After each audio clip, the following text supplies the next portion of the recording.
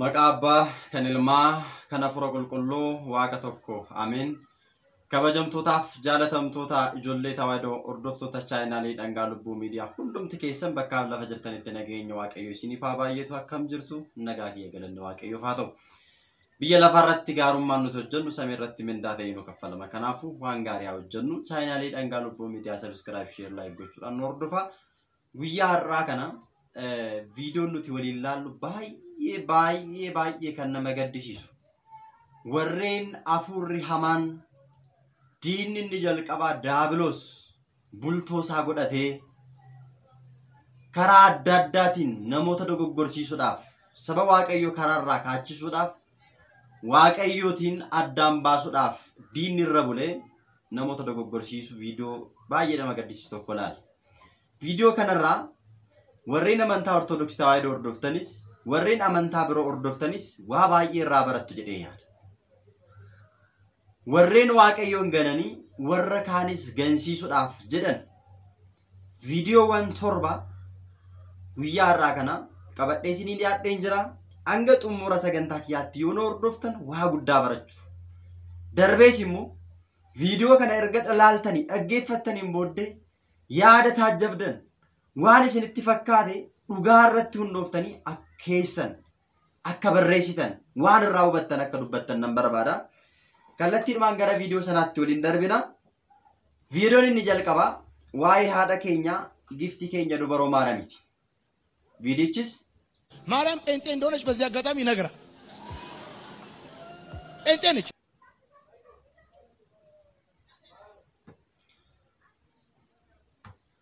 baay'ee nama gaddisiisa. Maariyaam pheenxee akka isheen taate karaa kanaan hubadhaa jedhe. Paasterii tokkorraa wangeela barsiisa nama jedhamerraa nama Waaqayyooti nama jedhamerraa raajidha nama jedhamerraa namoonni hedduun nama Waaqayyooti jedhanii nama isa hordofanirraa waan akkanaa ni argama. Argitanii ni argamaa qofa miti argineera.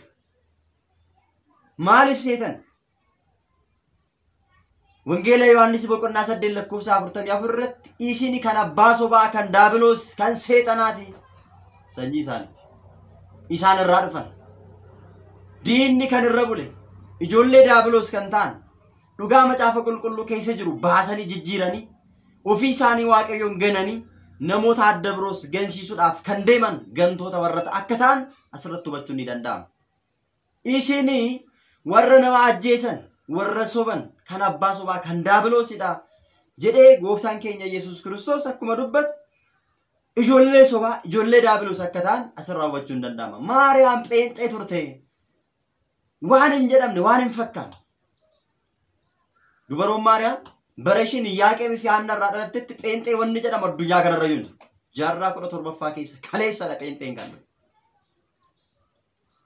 Kanaafuu warreen amantaa Ortodoksii irratti yaada hammeenyaa waliigaltee laayisensii daabiloos wajjiniin taasistan bara dhumaatti ittiin baduudhaaf badiinsaaf kan qophooftan ijoollee tawaahidoo dogoggorsiisuudhaaf wanti isin gootan siniif hin milkaa'u. Ija keessan, yaada keessan, ilaalcha keessan ijoollee tawaahidoo irraa, mana Ortodoksii tawaahidoo irraa, qulqulloota irraa kaasa. Afaan sobduun kooraa fi tuffiidhaan qulqulloota irratti dubbatu haa hidhamu jedhee faaruu Daawit 31:18 irratti akka dubbate afaan irratti hin dubbattanii harrabaa irratti qulqulloota hadheessitanii arrabni keessan guyyaa tokko ni hidhama. Akka har'aatti foon keessan sin goyyomse kana isinitti hin fakkaatin. Kanaafuu Maariyaam pheenxeedha jedhamee gaafa dubbatamu paasterii tokkorraa ameen gaafa jedhamu immoo namni kan namichaa caala kan warra jalee yookiin jalaa qabdootaa baay'ee sin ajaa'u. Yoo arrabse samiin yoo sirbe samiin yoo kolfe samiin waanuma jedhamu iyyuu dhaggeeffatan natti fakkaata. Mee viidiyoo kanatti aan illee jiru yoo laalle gochaa isaan addaraasha keessatti raawwatame sirriitti mee qalbeeffadhaati viidiyoo kanarraa ilaalaa hubadhaa. ያው አንቲቫይረስ እየጫንን ነው አሜን በል እዚህ ጋር ሌላ ሸክም መሪ አፍሩት እንዳይሰራ ተወደደላ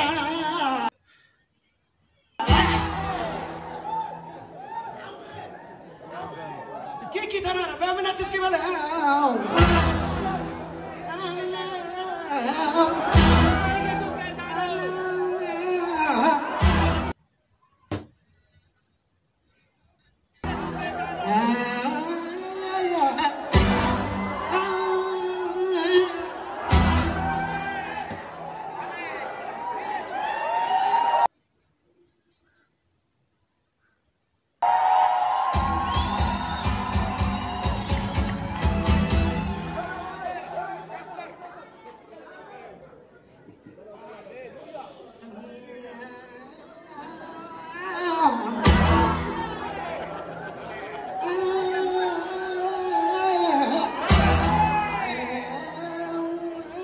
ijoollee daabiloos ta'uu isaanii ifaan ifatti walla mangaafachiisu. Antivaayirasii caanaa jirra ameen. Namni maal ta'e? Daafintii maalittu namatti bu'e ijoollee waaqayyoos. Namni ofii isaadha yoo maraate inni kan akkamitti wajjiniin maraatesti. Antivaayirasii caanaa jira ameen. Indeet ibbaalaaliste bannaataa. Namni sammuu qabu tokkosi. Namni fayyaa qabu tokkosti yoo maraanne ta'e akkamitti nama maraate faana maraatesti. Lakkaan ko namoonni gaafa charchi deemna naan jedhan sagalee waaqayyoo barachuu deemu jedhee yaadaa ture.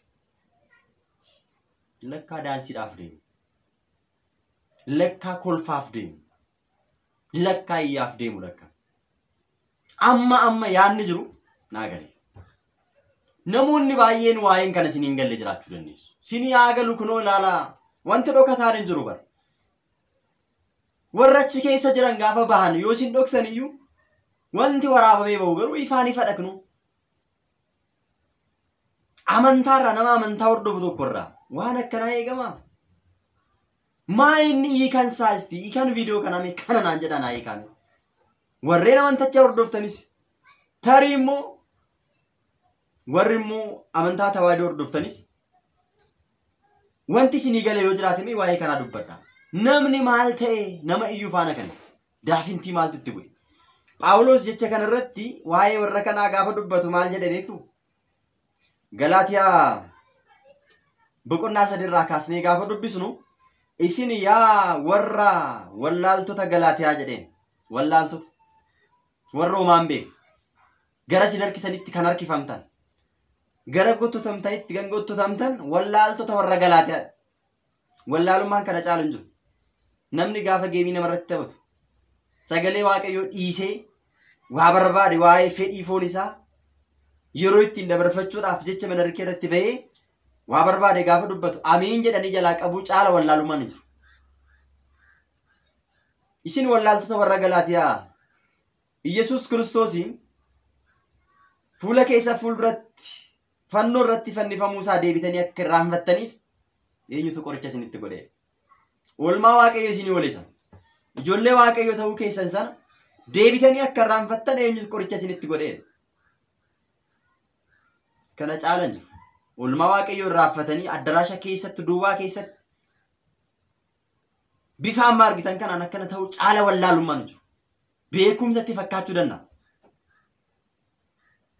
Kana caala waan hin dubbadhu. Arguu namanuu caala waan ta'e.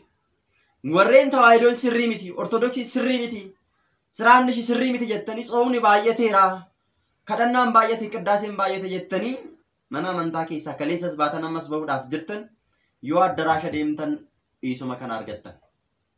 Sirbuu dhaqxan. Sirbi immoo mootummaa waaqayyo nama naalchisu. Yaada foonii duukaa buudhattu waa'een foon keessanii isiniif mijachuu danda'a, lubbuu keessan garuu diinni isin harkaa fudhata. Kanaaf meetti yaada ilaalaa. Of duuba deebi'aate ilaalaa. Gara viidiyoo itti aanutti darbinee ilaalame. ይገርማል ሐዋሳ ገብርኤል የሚኖረው ትምህርት ይዞ አይደለም ቦታ ይዞ ነው። እኔ እግዚአብሔር የነገረኝ ይሄንን ቀን የነገረኝ ቀን በጣም ነው የገረመኝ። ስለዚህ ቤተክርስቲያን ስፍራ መያዟ በጣም ኢምፖርታንት ነው። ዛሬ ምን ኮራባቸው baay'ee nama gaddisiisa. Paastarii tokkorraa nama wangeela barsiisu tokkorraa saba asitti walitti qabamee jiru wangeela yoo barsiise maal ta'a? Maalumatti isaan cannaqee waa'ee bataskaana tawaayidoo maalumatti isaan dhiphiseme waa'ee keenya ijoollee waaqayyoos nuti nama hin tunne gabbaanee waamnee mana isaanii hin nanne waa'ee isaanii duukaan buune kaleessan barbaadnu jedhanii mana amantaa keessaa baanii kan deeman har'a maala dhaabbatanii eeboo kan darbatan sin ajaa'ibama.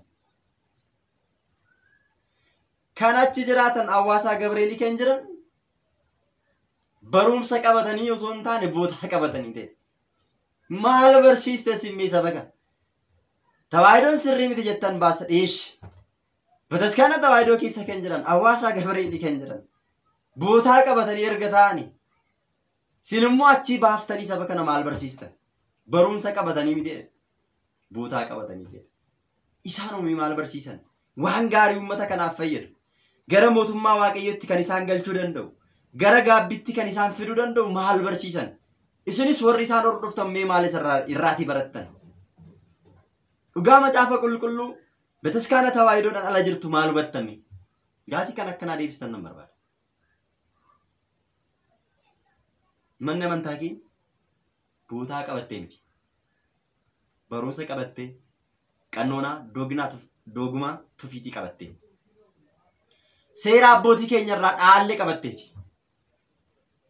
Ibroota boqonnaa 13 lakkoofsa 7 irra jiru abbootii keessan isaan jalqabaa san hordofaa firii amantaa isaanii keessaa argame ilaalaa isaan duukaa kan bu'aa kan jedhu qabatteeti. Meesti waa'ee bootaa waa'ee iddoo kaasuu yoo barbaanne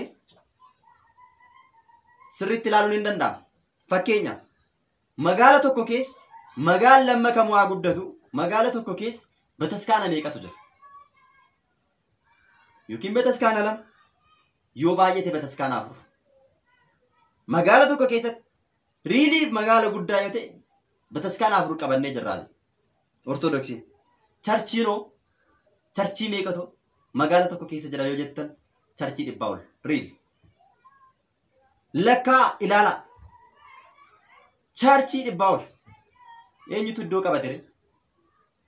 Beekumsa qabachuudhaan seera macaafa qulqulluu hordofuudhaan abboota keenya darban hordofuudhaan Kiristoos akka nutti kennetti duukaa bu'uudhaan iddoo osoo hin taane beekumsa jireenya wangeela qabattee kan jirtu tawaayidoodha. Waa'ee bootaa kaasan isinumaaf dhiise isinumti ilaala. Taajjaba warri yaada kana dhaggeeffattan eenyu ortodoksiidhamu prootestaantiidhamu eenyutu iddoo qabatee jira?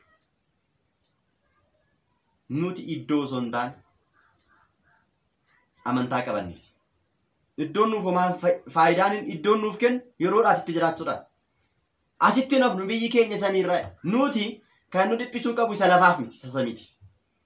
Ni qabannas taanaan immoo amma nu ga'u qabanne bakka hunda mandara keessatti deemnee iniyyu tawaayidoon callisaan iddoo qabattee Kiristoos tabba gubbaa irratti akka beedu kuboota isaa barsiise lallabe tabba gubbaa irratti ol baatee ijoollee ishee akka mul'atutti mandara keessatti dhogattee mandara keessa sussukaa siifan kadhadhaa akkasiin sii ta'a jechaa dubartoota wajjin waan hin taane raawwachaa osoo hin taane qulqullummaadhaan tabba gubbaatti bakka ifaatti akka Kiristoos barsiisetti ol baatee sagalee ishee dhugaa lallabde. Kana dhibbaan mirkaneeffadha. Kanaaf yaada keessan ija keessan tawaayidoo irraa kaasaa. Viidiyoo itti aanu nutoon dubbanne waa'ee keessan osoo ni dubbanna barbaanne waan baay'ee haasa'uu dandeenya. Waan baay'ee haasa'uu dandeenya. Nutuun haasuuf akkasiin haasuuftanitti dubbattanitti dubbachuun barbaanne.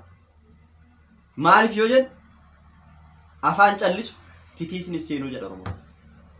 Kanaaf tawaayidoon kan isheen lallabaa jirtu kan isheen barsiisaa jirtu fedha foon irratti hundooftee osoo hin taane ijoollee waaqayyoo mootummaa waaqayyoo akka dhaalanii jiru. Wangeela Maatewos boqonnaa 6:33 irratti dursaa yaada keessa mootummaa waaqayyoo irra kaawwadhaa inni kan isiniif dabalama jecha jedhu irratti bu'uureffachuudhaan waa'ee lubbuudhaaf waa'ee jireenya bara baraaf waa'ee mootummaa waaqayyoodhaaf lallabdi.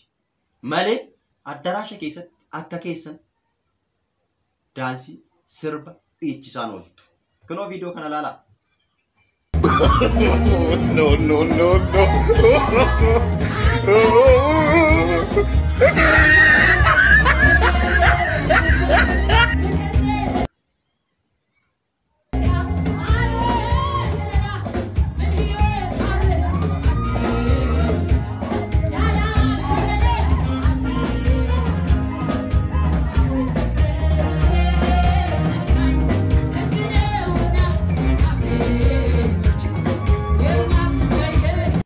Sirbine yoo jettan immoo kunooti sirbitaniitu. Sirbituu fi ijjituun immoo mootummaa qonnaan ta'eera waaqayyo. Sin kaleessa zarfeen sirbaa turte gara tawaahidootti deebite achii baatee sirba ishiitti deebite. Taaddisoon taana naareessa jettee yaadde ta'uu fi dinnaan gara sirba ishii jalqabaatti deebite bifa jijjiirte. Min sirbine yoo jettan kunoo sirbituu fi ijjituun immoo mootummaa qonnaan ta'eera. Kanaafuu osoo hin qulqulleessin maalummaa keessan osoo hin beekin tawaahidoo irratti ija kaasuun keessan ronki dogoggora guddaa. Maaliif huuba ija kee keessa jiru osoo hin baasin utubaa ija kee keessa jiru osoo hin baasin huuba obboleessa kee keessa jiru baasuudhaaf hin yaadine namatti faradine isin ofitti farachiisuudhaaf macaafa qulqulluu irratti yaadannoon qulqullootaa bara baraan ni yaadatama yaadannoon jallootaa garuu hin badaan. Macaafa fakkeenyaa boqonnaa 10 lakkoofsa 4 dubbisaa waaqayyo waan hundumaa waan uumeef qaba jalloota iyyuu guyyaa firdiitiif uume guyyaa firdiitiif warra uumamtani jallina keessan irraa osoo deebitanii gaabbii galtanii baay'ee gaarii bataska isumaayyuu ma bataskaan ortodoksii irratti qulqulloota irratti toloota irratti ija keessan kaasu isin maaliif waan maal taataniif eenyu waan taataniif isti deebi'aa ofii keessan of ilaalaa. Tokkoffaa Qorontos boqonnaa 13 lakkoofsa 5 irratti amantaadhaan akka jirtan hukumaa keessanii qoraa of ilaalaa jedha. Mee qoradhaa of ilaalaa. Waan keessa jirtan, waan hojjechaa jirtan, yaadni keessan, barnoonni keessan, barnoota wangeelaadhaa moo addunyaadha jedha ilaalaa. Yaada addunyaati moo yaada mootummaa waaqayyootti nama geessuu danda'u lallabna jedhaati yaada. Paastaroota keessan irraa jalqabaati. Nuti kan dubbannuuf isin irraa edaa qabanne miti. Garuu nurratti isin waa yaaddaniif gaafii isin gaafattaniif deebisuudhaaf qophaa'uudhaan. Tawaahidoon sirrii akka taate dhugaa akka taate isinitti himuuf malee waa'ee keessan faarsuuf miti hojii dhabne miti. Waa'ee keessan odeessuudhaaf miti. Waa'ee keenya dhiisa baqa. Waa'ee tawaahidoo dhiisa.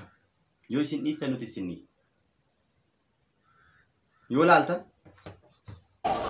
amta qulfuun amta alku amta እንደሚቀየር ታውቃለህ? ይቀየራል ታውቃለህ? ዶልፊን ይሆናል ቁልፉ ዶልፊን ይሆናል። ቁልፉ እንዴት ዶልፊን ይሆናል? እስቲ አስቡት። ያዳሜ ጆሌ ዋቀይ እስቲ ነምኒ ሰሙ ቀቡ ሰባቲ ከተኮራ ወንጌላዊ ተኮራ ራጂ ተኮራ ከኔ ገምከናዳ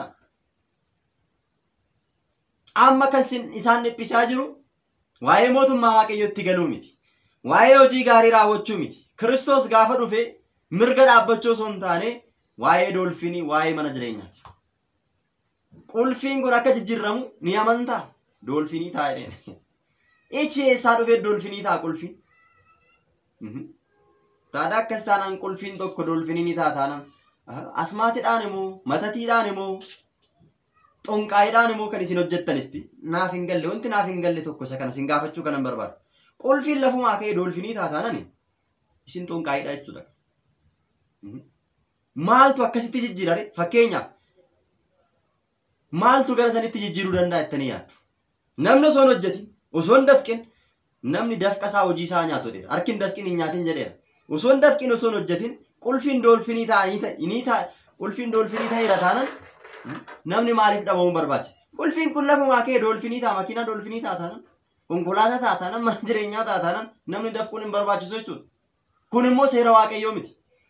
Namni osoo hin hojjetin osoo hin dafqin hin nyaatin jedhe. Kanaafuu karaa biraadhaan dafqa namaa guuraa jirtu jechuudha. Amma isin irratti beekameera. Kanaaf ijoollee waaqayyo warra akkanaarraa of eeguun barbaachisaa. Warra akkanaarraa of eeguun barbaachisaa. amantaa ofitti cimanii dhaabbachuun barbaachisaadha. Kana caala ragaan addaan jiru. Guuteera waa'ee isaanii ni dubbanna yoo barbaachise waan isaan kaasaniif dubbanne malee dubbachuun barbaachisu. Garuu har'as taanaan borus taanaan tawaayidoo irraan buune taanaan ni jiruutis. Kanaafuu namni barsiisaa tokko wangeelaawiin tokko qulfiin dolfinee ta'a. Ni amantaa namni hundumtu fooniin waa'ee fooniidha jechuudha kan lallabamu keessatti. Maal barbaacha deemtarree? Warra achi keessa deemtan waa'ee foonii guuttachuudhaaf bataskaan ortodoksii keessaa batan. Kaleessuma akkoo tsoomiin baay'ateera. Maanni tsoomii kun hundi qiddaasee sa'aatii 2 dheerateera. Kanaafiyyuu hin barbaachisu. Yaada foonummaa irratti warra hundaanii bataskaana keessaa baay'ee. Kanaaf ijoolleen tawaayidoo maataba keessan fannoo keessan Kiristoos isa dubbate dhageessanii. Namni na duukaa bu'uu barbaade yoo jiraate waa'ee ofii isaa dhiisee fannoo isaa isanaaf jedhee baatu ofirra kaatee na duukaa bu'u jedhe malee doolfiniin jenne konkolaataan jenne makiinaan jenne manan jenne birriidhan jenne. Halluu garaa garaa alaabadhan jenne. Keessumattuu immoo ijoolleen keenya wanti isin addaan baafachuu qabdan amantaa fi eenyummaan keessan amantaa fi aadaan keessan maal akka ta'e addaan baasaa beekaa. Viidiyoo kana dhaggeeffadhaatii walitti deemu. Caala meenatti maamee Oromummaan keessan. Sammuun keessan akkamitti yaadame ijoollee Ortodoksii Oromoo? Mira zareenyaa ማለት ነው. Kanaaf jechuudha isinitti noo waan takka. Anaaf Oromummaan towaa takka naaf hin godhu. Sabni koo Soomaa naaf hin godhu jechuudha. Zaree besamaayi noo. Zariin koo samaayii gubbaarratti waan ta'eef jechuudha. Kanaaf warroota Oromummaa keenya maadhii jedhanii jechuudha. Muka nyaadhaa ishii muka nyaadhaa. Muka ofitti naqaa barbaadan illee jechuudha. Isinitti himaani. Oromummaa keessa wajjinitis qafoo. Kuni video ko isa lammataadha jechuudha. Warroota ammas ortodoksii taatanii Oromummaa maali jettanii faarsitan jechuudha. Oromummaa keessan isin agarsiisu. Oromummaa keessan kinoo akkasitti ofirraa darba dhugaan. Oromummaan keessan kana anaaf jechuudha. Maaliif amantaan caaltu waan ta'eef Oromummaan keenya maaloo taate Oromummaa keenya akkanatti qafoowwan jechuudha. Hay akkamitti sammuun keessan akkamitti yaadumee natti maame an akkamitti yaadumee Oromummaan keessan amantaa keessan isin caalti. Fannoo keessan isin caalaa Oromummaan keessan. Fannoo keessan isin caalaa meenatti maame Oromummaan keessan. Sammuun keessan akkamitti yaadame ijoollee Ortodoksii. Egaa nama arrabsuun cubbuudha mataasaa. Yaada bireettiin keenya kaase kana keessatti wanti nuti hubachuu qabnu jira, wanti nuti immoo balaaleffachuu qabnu jira. Akka namummaatti nama arrabsuun cubbuudha. Kana akka sirreeffattu ni barbaanna. Waa'ee amantaa Oromummaa garuu isin addaan baasaa beekaa. Namni Oromoo ta'ee dhaladha jedhee waaqa kadhatee Oromoo ta'ee dhalatee hin jiru. Amaaraas Nataasii jedhee namni waaqa kadhatee Amaaraa ta'e hin jiru. Gosa biraas akkasuma. Lammummaadhaan ni barbaachisu ta'ee Ameerikaa ta'ee dhalachuun barbaada. Ani jechuudha. Maaliif? Akka ilaalcha foonitti yoo yaaddan qabeenya qabdi waan taate. Namni hundumtuu gara Ameerikaa waan deemuu barbaadu. Garuu immoo Waaqayyo gaafa nuu hunduma keenyayyuu sanyiin keenya tokkodha. Inni guddaan aadaan ofii aadaa ofiidha. Oromummaan ofii sabboonummaan ofii sabboonummaa ofiidha. Amantaanis mataasaa kan danda'e amantaan. Amantaan dhimma lubbuuti. Aadaan dhimma eenyummaa ofiiti. Isa kana addaan baasaa beeka. Amantaaf aadaa walitti hin buusina. Amantaan aadaa hin dhiibu, aadaas hin deeggaru. Karaa adda addaatiin namoonni garuu wal dhiibsisanii amantaan tawaayidoo akka waan aadaa dhiibutti balaaleffatu namoota fuulduratti waan hin taane yaaduudhaan hojjechuudhaan namoonni dabarsuudhaan dhaloonni duubaa dhufeessa qabatee waan hin taane keessa kana. Kana keessaa obbaasaa. Oromummaan sabboonummaan aadaanis akkasuma. Amantaan garuu dhimma lubbuuti. Lubbuu ofii namni dabarsee namaa laatu hin jiru. Kana beekaa. Namni lubbuu ofii dabarsee namaa laatu hin jiru. Yoo Kiristoos ta'e malee. Kiristoos garuu lubbuu isaa hunduma keenyaaf al tokkicha fannoo irra oolee biyya lafaarra warra jiran ijoollee Addaam hundumaaf aarsaa ta'e warra amanan warra namanneefis warra amananii fi warra namanne tokko taasisuudhaaf Waaqayyo kaayyoo daabiloos barbadeessuudhaaf aarsaa ta'e lubbuu isaa dabarsee du'a keenya ajjeesee jireenya nu kenna. Kanaafuu ijoollee tawaayidoo hundi keessan beekuu kan qabdan amantaaf waan biraa walitti hin buusina. Amantaan dhimma lubbuuti. Har'a biyya lafaarratti waa barbaanne raawwachuu dandeenya. Yoo rakkanne yoo balleessine namni waasinuu ta'uu danda'a. Wabiidhuu ta'e mana hidhaa keessaa nu baasuu danda'a. Namni siyoolii keessaa wabiituu nu ta'e nu baasuu hin jiru. Biyya lafaarratti gaariin hojjenne taanaan. Biyya lafaarratti qulqulloota hin qabanye taanaan. Biyya lafaarratti waaqayyoon duukaa buunee gaabbii gallee foon dhiiga isaadhaan murteeffamne hin jiraannu taanaan siyoolii keessaa koottu ba'e jedhee namni wabii ta'e nu baasuu. Kana jala muraa beekaa. Siyoolii keessa ibiddi jira jedha. Ibiddi hin jira. Ibiddicha garuu asii fudhannee deemna. Asii qabsiifannee deemna. Gara ibiddaatti kan nu geessu hojii keenya. Ibidda jalaas kan nu baasu hojii keenya. Hojii gaarii hojjenna taanaan, hojii qulqullummaa qabaanna taanaan ibiddaa waliin argina. Qabbana jiraan. Kiristoos bishaan kunooti. Ibiddis kunooti kan barbaaddan keessaa harka keessan kaa'e. Amantaan fedhiidhaan lubbuu ofii oolfachuudhaaf namni kan itti jiraatu. Matsaaquudhaan waaqayyo maal jedheen fayyuu barbaaddaadhe. Dirqamaan fayyi, dirqamaan siyoolii keessaa bahee gara gannataatti galee namni namaan jedhu. Abbaatu of mara jedhe gooftii Oromoo. Abbaatu lubbuu ofii oolfachuudhaaf hojjeta. Abbaatu jireenya bara baraadhaaf of qopheessuudhaaf hojjeta, tattaafata waan ta'eef. Kanaafuu waa'ee lubbuu keenyaaf ammarraa jalqabnee itti yaaduu qaba. Yaada addunyaa, adeemsa addunyaa waanuma amma argitanidha. Waa'ee biyya lafaa waanuma amma argitanidha. Hin darbu hundumtuu kan hin darbine garuu waaqayyo qofa. Isa hin darbine faana jiraachuu nu wayya.